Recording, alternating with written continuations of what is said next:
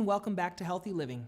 I'm Dr. Donald Pelto, and I want to discuss now the 4 serious foot care mistakes that people with diabetes typically make. Mistakes are common in life, and we all make them. All mistakes, though, have consequences, sometimes minimal, but sometimes quite severe. In treating thousands of individuals with diabetes, I found that they make mistakes that are quite common. Some mistakes, however, can be tragic. Unattended, the more severe the mistake, the greater the risk of foot wounds, amputations, or even death. I'd like to say that diabetes resembles a forest fire during a drought. A small flame, even a spark, can fuel a great forest fire. Similarly, a small cut or one self-care mistake can end up taking a limb or even your life if you have diabetes. The first mistake I commonly see is people trimming their own calluses. I strongly advise against trimming your own calluses if you have diabetes. If you have a lack of sensation, also called neuropathy, or if you try to use an improper instrument, you can cut past the callus and into your skin. That can be slow to heal or even could get infected. The best treatment is to have your podiatrist trim your calluses regularly.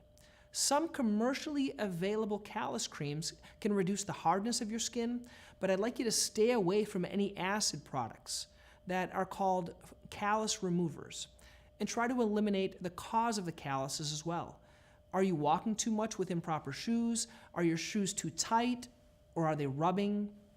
Is there excessive friction on the bottom of your foot? If the calluses are on the bottom of the foot, you should consider footwear designed to reduce the friction. In many cases, your healthcare insurance will pay for these shoes. The second mistake I see is that people only think they have a problem if they feel pain. You probably only go to the doctor if you feel sick or if something hurts. Unfortunately, that's not the way it works for your feet if you have diabetes.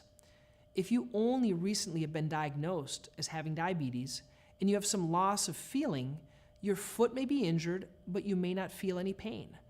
Don't wait for pain before you go to the doctor to have your foot evaluation. Check your feet daily or have someone else check them. If you can't see the bottom of your feet, try using a mirror. And if you see something during your daily foot exam that doesn't look right, see your doctor immediately. And the third mistake that I see is that people with diabetes try to remove their own ingrown toenails. Due to a lack of pain or sensation, people with diabetes can develop an ingrown toenail and they don't even feel that they hurt. If your nails are thick due to a fungal infection, you may be more likely to develop ingrown toenails. If you see an ingrown toenail, you will notice the side of your toenail growing into the skin. At times, you may see yellow or white pus and your toe may or may not be red. Many times, it will not be painful either. The best way to determine if you have an ingrown toenail is to look at your toes or have someone else look at them. If your nail can grow past your skin edge of the tip without difficulty and not creep into the edge of the skin, you are probably okay. But if your nail grows into the edge of the skin, and if you find yourself digging out the edge of your nails when you trim them, you should see a podiatrist. The best way to prevent an ingrown toenail is to let the nail grow forward past the skin and trim it straight across. Don't trim it into the edges. Also, many people with diabetes see their podiatrist for nail care to prevent the occurrence of ingrown toenails. Healthier diabetics may even be able to have a procedure to kill the root of the nail to prevent the ingrown toenails from reoccurring. This is not for everyone, and you should ask your podiatrist if it's an option for you. The fourth mistake I see is people wearing worn out or improper shoes if they have diabetes. People in general tend to wear their oldest shoes for the hardest work, the dirtiest work that they do.